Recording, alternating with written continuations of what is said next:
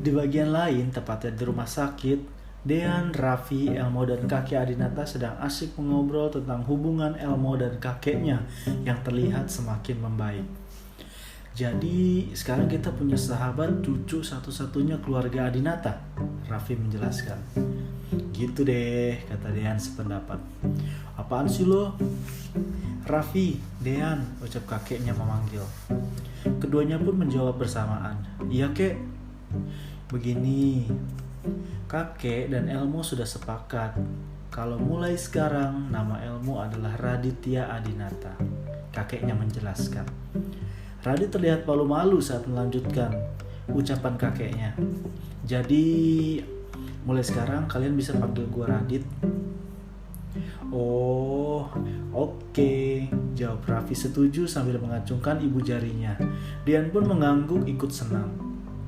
Di saat sedang membicarakan tentang perubahan nama, terbesit dalam ingatan Radit tentang keadaan kedua orang tua angkatnya. Tunggu. Bapak sama ibu angkat Radit di mana, kek? Tanya Radit ingin tahu sambil memandang kakeknya penuh harap. Bapak ibu gua di mana, Raf? Den, ucap Radit yang kini bertanya pada kedua sahabatnya. Namun di antara Raffi dan Dean tidak ada yang berani menjelaskan. Apa boleh buat, kakek Adinata akhirnya memutuskan untuk menjelaskan semuanya. Begini, Dit. Setelah mereka melakukan kekerasan terhadap kamu, mereka berusaha melarikan diri. Dan dalam usaha penangkapannya, mereka terjatuh ke jurang. Untungnya ayah angkat kamu bisa diselamatkan, tapi ibu angkat kamu meninggal di tempat kejadian. Mendengar semua itu, wajah Radit mendadak pucat. Namun kakek terus menjelaskan. Kabar terakhir yang kakek dapatkan, ayah angkat kamu sudah sadar. Namun ia mengalami stroke, hingga akan sangat sulit untuk berkomunikasi dengannya, ucap kakek menjelaskan. Jadi, ibu angkat Radit juga udah meninggal. Mendengar berita itu, seketika Radit terdiam. Wajahnya tertunduk lesu. Walaupun mereka tidak pernah memperlakukan Radit dengan baik, tapi tetap saja hal itu membuat ia sangat terpukul, hingga air mata pun mengalir di pipinya. Gue terus berduka cita ya, Dit. Semua udah ada jalannya masing-masing. Lu harus sabar ya, ucap Raffi sambil menepuk bahu Radit. Radit pun mengangguk pelan lalu kembali bicara.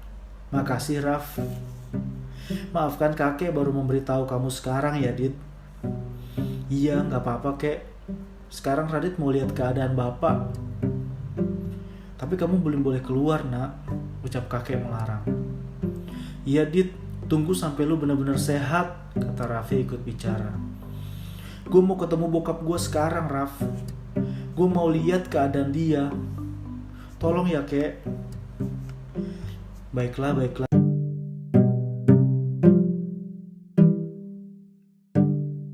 Radit bersama Raffi dan Dean pergi ke ruangan yang terletak tidak jauh dari ruangan perawatannya. Di sana Radit melihat bapak angkatnya sedang berbaring menatap kosong ke langit-langit ruangan. Entah apa yang sedang ia pikirkan. Namun saat ia melihat Radit berdiri di sebelahnya, wajahnya berubah ketakutan. Dan tidak lama setelah itu, ia malah menangis. Tapi ia tidak bisa bicara, sehingga baik Raffi maupun Dean tidak bisa mengerti apa yang ia rasakan. Ini Elmo, Pak. Bapak kenapa nangis? Tanya Radit ikut sedih. Bapak angkatnya seperti ingin mengatakan sesuatu, tapi tidak terdengar dengan jelas. Sehingga Radit mendekatkan telinga ke mulut bapak angkatnya. Bapak minta maaf. Kata-kata itu yang bisa didengar oleh Radit. Elmo gak pernah marah sama bapak, jadi gak perlu ada yang dimaafkan. Sekarang lebih baik bapak istirahat supaya cepat sembuh ya, ucap Radit telah memaafkan bapak angkatnya yang selama ini selalu memperlakukan dirinya dengan tidak baik.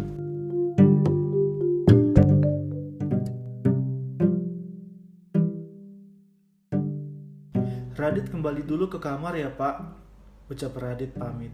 Bapak angkatnya tidak merespon, malah terus menangis. Raffi dan Dean kembali membantu Radit untuk sampai ke kamarnya. Tapi bukannya kembali ke kamar, ia malah mengajak Raffi dan Dean duduk di kursi taman yang seharusnya mereka lewati untuk sampai ke kamar. "Ngapain lu malah ngajak kita duduk di sini?" tanya Raffi bingung. "Iya Dit, udaranya dingin loh," Dean menambahkan. "Gue udah gak betah tiduran di dalam," jawab Radit santai. Tapi Dean bingung bagaimana harus melarang. "Terserah deh. Gue udah gak apa-apa kok, Den." "Oh iya, Toya titip salam, dia gak bisa kesini tadi," kata Raffi menyampaikan pesan Toya. "Kenapa?" "Tadi pagi dia buat keributan di kantin sama Rasya," jawab Raffi sambil mengenang. "Tuh orang emang gak bisa ya kalau gak buat keributan. Tapi gimana ceritanya?" "Jadi secara gak sengaja Toya numpahin jus jeruk ke kepala Rasya. Jelas aja Rasya gak terima dan marah-marah di depan umum. Terus Bu Miske lihat. Jadi mereka berdua dihukum untuk bersihin toilet laki-laki, toilet cewek, terus toilet guru yang udah gak pernah dipakai di halaman belakang," jawab Raffi menjelaskan. "Hah? Kok bisa sih?" Radit melongo. "Berat juga ya hukumannya," tambahnya tidak habis pikir. "Iya, hujan deras banget lagi. Kira-kira hukumannya udah selesai belum ya?" ucap Raffi bertanya-tanya. "Jam segini pasti udah selesai lah," Dean berpendapat. "Udah coba dihubungi Raf?" "Dari tadi udah gue coba, tapi HP-nya gak aktif." "Sekarang aktif?" tanya Radit lagi setelah Raffi kembali mencoba menghubunginya. "Masih gak aktif?" Mungkin dia kecapean, jadi langsung pulang dan tidur," Radit menduga-duga. Raffi dan Dean pun mengangguk sependapat. Setelah mereka puas mengobrol di taman, Radit kembali ke ruangannya. Sedangkan Raffi dan Dean memutuskan untuk pulang karena hari sudah larut malam dan besok mereka masih harus masuk sekolah. Dalam perjalanan pulang, keduanya kembali berbicara tentang Radit. "Gue salut banget sama Radit. Dia bisa memaafkan orang-orang yang kenyataannya gak pernah memberikan kebahagiaan semenjak dia lahir sampai sekarang," kata Raffi saat mereka sedang berjalan di trotoar menuju halte busway. Sambil menarik resleting jaket, Dean pun mengutarakan pendapatnya. "Gue juga sempet kaget sama ucapan dia di ruang bokap angkatnya tadi. Gue benar-benar gak melihat dendam sedikit pun dari matanya. Dan gue juga gak mendengar sedikit pun rasa marah dari nada suaranya. Finally gue senang sih, sekarang Radit akan memulai hidup baru dengan kakeknya. Gue rasa dia gak akan kekurangan apa-apa lagi," ucap Raffi antusias. "Iya, gue juga yakin kakek Adinata gak akan nyesel punya cucu kayak dia," kata Dean tepat ketika mereka telah sampai di halte busway terdekat untuk mengantar mereka pulang ke rumah.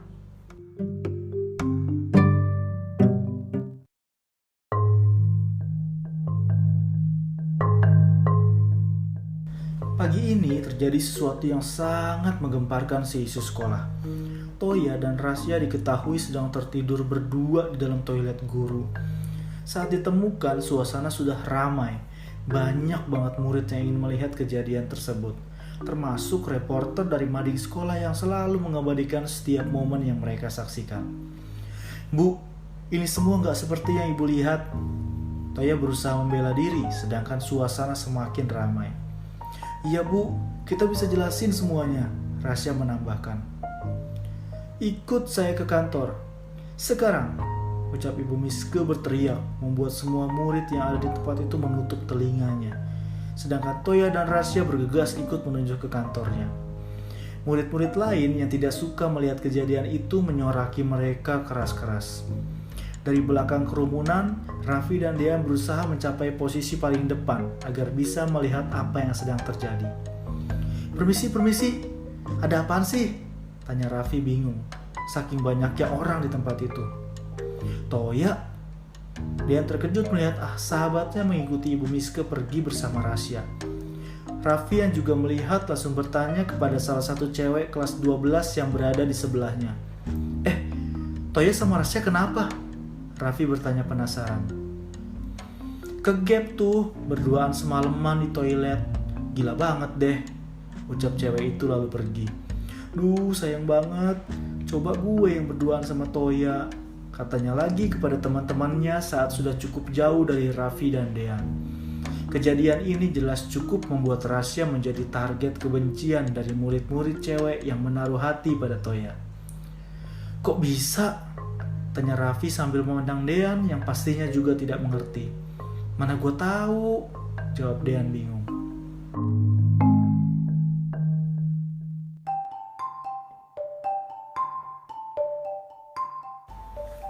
Untuk kedua kalinya, Toya dan Rasya harus masuk ke ruangan yang sangat tidak nyaman itu. Apa yang sudah kalian lakukan? Tanya Ibu Miske yang sudah terbakar emosi, sehingga seperti biasa ia kembali memukul meja dengan telapak tangannya yang kuat dan besar. Kami gak melakukan apa-apa. Lagi-lagi Toya berusaha membela diri. Jangan bohong! Ibu Miske semakin emosi. Demi Allah, Bu, sahut Toya lagi keras. Ibu Miske yang emosi mendengar jawabannya lalu menampar wajah Toya cukup keras. Toya merintih kesakitan karena Ibu Miske menampar tepat di bagian wajah yang terluka akibat dipukuli oleh murid-murid kelas 12 kemarin saat berusaha menolong Rasya. Bener Bu, kita gak bohong. Rasya ikut bicara dan kini hampir menangis. Matanya sudah berkaca-kaca, entah karena merasa difitnah atau karena tidak tega melihat Toya ditampar. Terus kenapa kalian berdua bisa ada di sana sampai sepagi ini? Ujar Ibu Miske sepertinya sudah hilang akal. Biar saya jelaskan. Rasya mengambil alih pembicaraan. Ibu Miske pun menghela nafas panjang lalu mulai mendengarkan cerita dengan ekspresi wajah yang masih emosi. Matanya bergantian memandang Toya kemudian Rasya. Kemarin sore kami membersihkan toilet guru sama-sama. Saat kami sedang bekerja, datang 4 murid kelas 12 yang mengganggu saya. Toya yang melihat kejadian itu mencoba membela saya, Bu. Tapi Toya malah dipukulin sampai dia terluka seperti ini. Ujarnya sambil menunjuk luka di sekitar bibir Toya. Kemudian melanjutkan bercerita. Ditambah lagi, mereka sengaja mengunci pintu dari luar, sehingga kita terjebak di toilet itu sampai pagi ini. Jelas terlihat Ibu Miske terkejut mendengar cerita Rasya. Lantas, kenapa kalian tidak berusaha mencari pertolongan? Mau cari pertolongan bagaimana, Bu? Sedangkan toilet guru letaknya berada di halaman belakang yang jarang didatangi oleh orang. Kecuali mungkin keempat orang kelas 12 itu, jawab Rasya lancar. Bener, Bu. Kita mau telepon seseorang, tapi tas dan HP saya ada di mobil. Begitupun HP Rasya yang rusak karena tercebur ke dalam bak saat dia membersihkan toilet kemarin. Sahut Toya mulai ikut bicara. Rasya pun mengangguk tanda setuju dengan apa yang dikatakan Toya.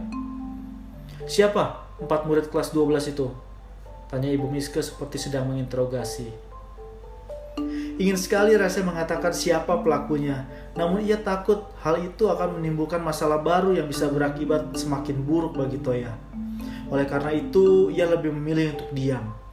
Alih-alih Toya yang tanpa ragu-ragu bersedia memberikan nama keempat murid kelas 12 tersebut.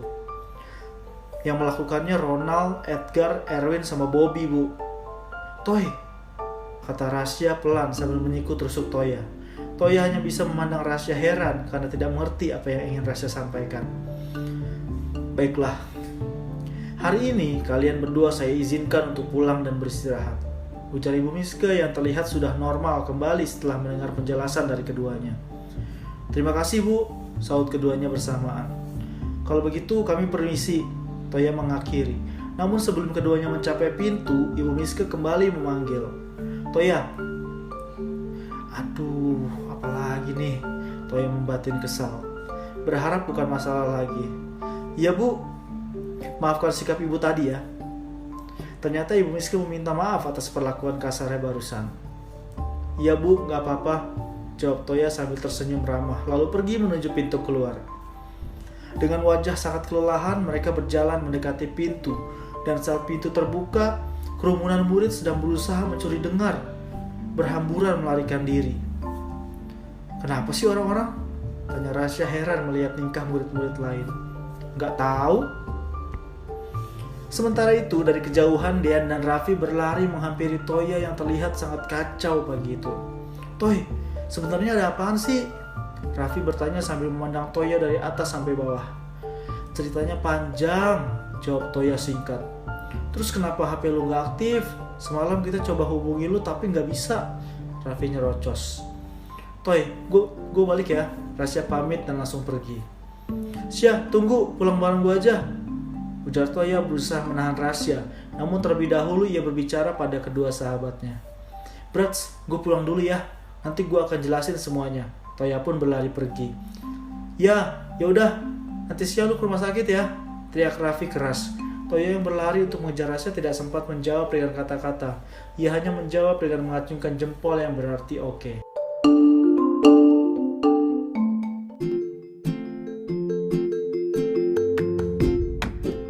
Toya terus berlari mengejar Rasya. Sampai di halaman parkir sekolah, ia baru berhasil mengejarnya. Syah, tunggu. Apalagi sih? Tanya Rasya dengan ekspresi wajah yang terlihat sangat kelelahan. Lu kelihatan capek banget, biar gua antar pulang aja ya. Nggak usah, makasih, jawab Rasya menolak sambil mencoba menerobos pertahanan Toya. Namun ia tetap bertahan. Syah, ayolah. Gue tahu lu capek banget, niat gue baik kok. Toya terus mendesak. Setelah berpikir sejenak, ia pun bersedia.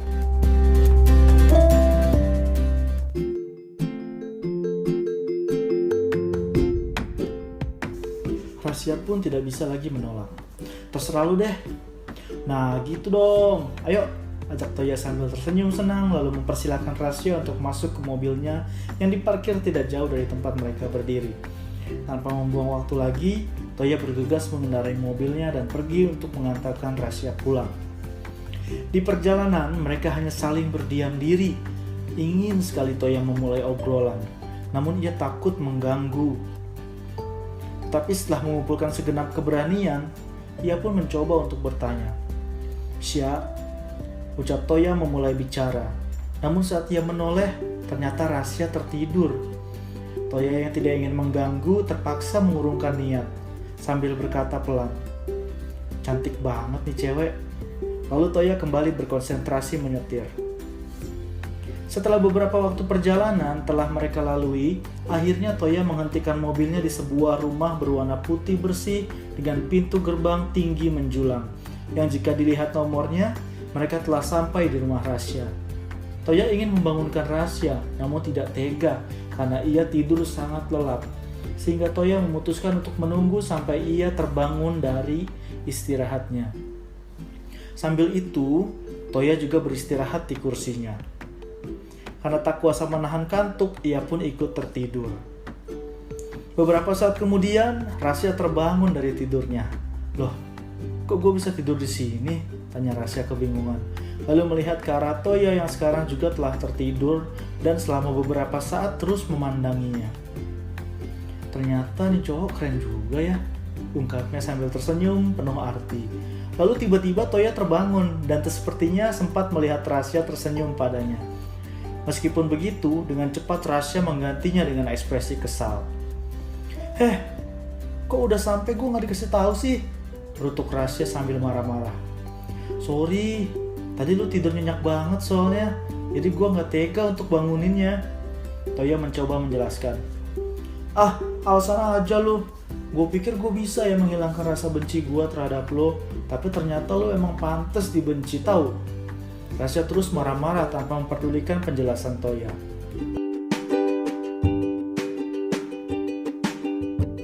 Siang harinya di rumah sakit, Dean hanya menjenguk Radit seorang diri. Tanpa Raffi yang katanya sedang ada urusan lain, namun akan segera menyusul setelah urusannya selesai. Radit pun hanya seorang diri di kamarnya, karena kakek Adinata sementara itu pulang untuk beristirahat. Saat baru sampai, Dean langsung ditodong dengan berbagai pertanyaan tentang Toya. Akhirnya dengan sangat terpaksa, Dean yang paling tidak suka bercerita tentang orang lain menceritakan semua yang terjadi pada Toya dan Rasya. Terus, sekarang Toya kemana? Tanya Radit sesaat setelah Dean selesai bercerita. Tadi pagi dia pulang bareng Rasya, tapi dia bilang mau kesini sih. Setelah menjawab pertanyaannya, Dean memilih mengganti topik pembicaraan. Jadi gimana keadaan lu, Dit? Kata dokter udah jauh membaik, besok gue udah boleh pulang. Dan mungkin gue lusa udah bisa sekolah lagi. Alhamdulillah, bagus deh. Iya, gue juga udah gak betah banget di sini. Dengan cepat Toya memasuki ruangan dan langsung ikut serta dalam pembicaraan antara Radit dan Dean. Hal itu membuat keduanya takjub. Tapi yang buat gue aneh, lu kan jago karate, udah sabuk hitam lagi. Masa lawan orang tua angkat lu aja kalah? Kata Toya lalu duduk di sofa sebelah Dean. Ngagetin aja lu, gue kira bebe gombel. Sialan lu Den. Sorry Mo, sebenarnya gue udah ada di depan pintu dari tadi, kata Toya terus terang. Ah, gak penting loh, saut Dean mencibir. Toya pun hanya tertawa kecil, kemudian kembali bicara. Raffi kemana Den? Katanya dia ada urusan, nanti juga kesini. Toy, gimana ceritanya sih? Lu kok bisa berduaan terkunci sama Rasya di toilet? Tanya Radit yang masih penasaran ingin mendengar ceritanya langsung. Sebenarnya gue males banget ceritanya, Brats. Ya, ayo dong, ucap Radit terus mendesak. Dengan berat hati, Toya pun bersedia bercerita. Iya deh. Toya bercerita kepada Radit yang serius mendengarkan, sedangkan Dean mau tidak mau ikut mendengarkan karena ia berada di ruangan yang sama.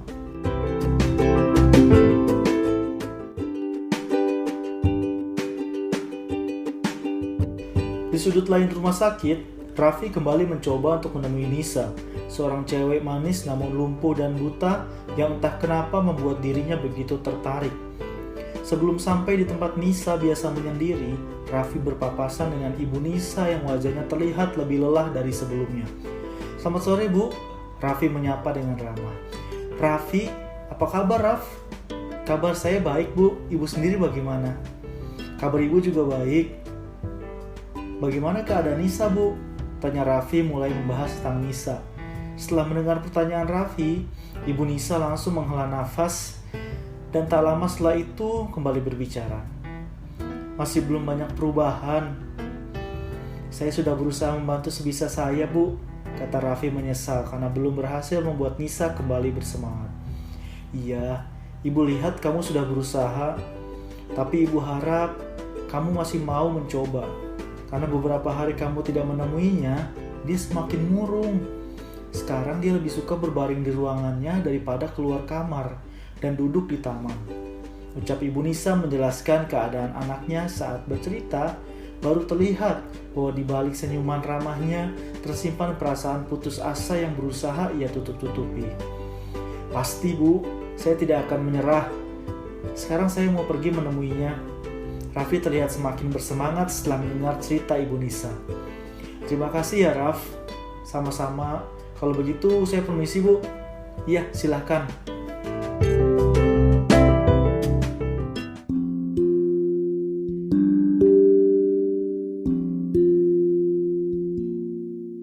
Sore itu langit terlihat mendung. Ia bergegas menemui Nisa yang kala itu sedang duduk di taman seorang diri. Sore Nis, Raffi menyapa. Kamu lagi, sahut Nisa terdengar tidak senang. Gimana keadaan kamu? Suka kan sama boneka yang aku kasih? Tanya Raffi membuka obrolan. Tapi seperti biasa, Nisa tidak menanggapinya dengan baik. Ngapain sih kamu masih terus ganggu aku? Tanya Nisa ketus. Apa salahnya sih Nis? Ya jelas salah karena kamu udah ganggu aku. Tapi aku cuma mau jadi teman kamu, itu aja. Aku gak butuh temen, ucap Nisa tegas. Ternyata omongan aku kemarin gak juga membuat kamu mengerti ya. Raffi mengungkit ucapannya kemarin. Dengan sikap kamu sekarang, aku malah jadi kasihan sama kamu. Kamu gak pernah bisa merasakan kalau orang-orang di sekitar kamu sangat menyayangi kamu, ucap Raffi keras. Jangan pernah kasihani aku. Kamu gak mau dikasihani kan? Makanya ubah sikap kamu itu. Gak ada yang perlu diubah dari sikap aku. Ternyata hati kamu juga udah buta ya. Aku tulus mau berteman sama kamu, kata Raffi yang sudah sangat emosi, sehingga tidak lagi memikirkan perasaan Nisa. Pergi. Enggak, aku gak akan pergi, Raffi menolak. Nisa malah menangis. Pergi dan jangan ganggu aku lagi. Raffi yang tidak tega melihat cewek menangis hanya bisa menghela nafas lalu memutuskan untuk mengikuti keinginannya. Nis, tolong buka hati kamu. Dunia terlalu indah untuk kamu nikmati sendiri. Kesendirian kamu akan membuat kamu semakin terpuruk. Ingat ibu kamu, Nis. Pergi. Baik, aku akan pergi. Kalau itu mau kamu, aku akan pergi, kata Raffi yang tidak punya pilihan lain. Dan sesuai dengan keinginan kamu, aku gak akan pernah ganggu kamu lagi. Raffi mengakhiri, lalu berbalik dan berjalan meninggalkan Nisa yang masih menangis. Saat Raffi berjalan pergi, ternyata dalam hati Nisa sangat menyesal atas sikapnya. Namun dia terlalu malu untuk bisa mengakui bahwa ia sangat membutuhkan seorang teman yang baik dan mau menemaninya di saat senang maupun sedih. Di saat ia terjatuh dan membutuhkan seseorang untuk membantunya bangkit kembali. Dalam keadaan seperti itu, akhirnya Nisa memutuskan untuk melupakan rasa malunya. Dengan berteriak memanggil Raffi yang berjalan sudah cukup jauh. Raffi! Teriaknya memanggil. Karena jaraknya sudah terlalu jauh, Raffi tidak mendengar. Namun Nisa terus memanggil. Tanpa sadar, ia berusaha untuk berdiri, tapi ia malah terjatuh dari kursi roda. Beruntung Raffi menoleh ke arah Nisa, dan betapa terkejutnya ia saat melihat Nisa sudah terbaring di tanah. Nisa! Raffi berlari menghampirinya lagi. Kamu gak apa-apa? Maafin aku ya, Raff, ucap Nisa saat Raffi berusaha menolongnya kembali duduk di kursi roda. Gak apa-apa, gak ada yang perlu dimaafin. Aku tahu aku memang pantas dikasihani. Enggak, yang penting sekarang kamu udah berubah, Raffi meyakinkan. Kamu masih mau kan jadi teman aku, Raff? Pastilah aku mau. Terima kasih ya. Tak lama setelah itu hujan turun deras. Bergegas Raffi membantu Nisa untuk kembali ke ruangannya. Basah ya? Tanya Raffi saat mereka telah berada di tepat di depan ruang perawatan. Sedikit, jawab Nisa sambil membersihkan air dari wajahnya. Kamu lucu banget ya kalau basah. Kayak kucing kecebur. Kecebur apa? Tanya Nisa galak. Kecebur got. Haha, ucap Raffi pelan lalu tertawa. Rese banget sih, kata Nisa lalu mendorong Raffi yang sedang jongkok di depannya sampai terjatuh. Aduh, galak banget sih. Biarin. Tak lama setelah itu, Ibu Nisa datang dengan tubuh yang juga basah karena kehujanan. Wah, sepertinya ada yang udah damai nih. Ibu, apaan sih? Nisa tersipu malu, sedangkan Raffi hanya bisa tersenyum senang. Kemudian tiba-tiba HP-nya berdering. Ternyata dari Toya. Ia pun pergi sejenak untuk menjawabnya. Benar kan kata ibu, Raffi itu anaknya baik, Nis. Ibu Nisa kembali menyindir. Ibu, wajah Nisa merona. Tak lama setelah itu Raffi kembali menemui Nisa dan ibunya. Waduh, maaf ya Nis. Kayaknya aku harus balik ke ruangan sahabat aku yang juga dirawat di sini. Aku janji besok aku akan temui kamu lagi. Raffi berpamitan. Oh, sahabat kamu dirawat di sini juga ya? Tanya Nisa baru menyadari. Iya, jawabnya singkat. Ya udah, nggak apa-apa. Jangan bosan untuk jenguk Nisa ya, Raf. Ibu Nisa mengingatkan. Pasti. Kalau begitu, saya permisi dulu ya. Bye, Nis. Ucap Raffi langsung bergegas pergi. Bye, sahut Nisa pelan. Kok Raffi pergi, kamu kelihatan sedih sayang? Tanya Ibu Nisa curiga melihat wajah Nisa yang tiba-tiba berubah. Enggak kok, jawab Nisa menyanggah.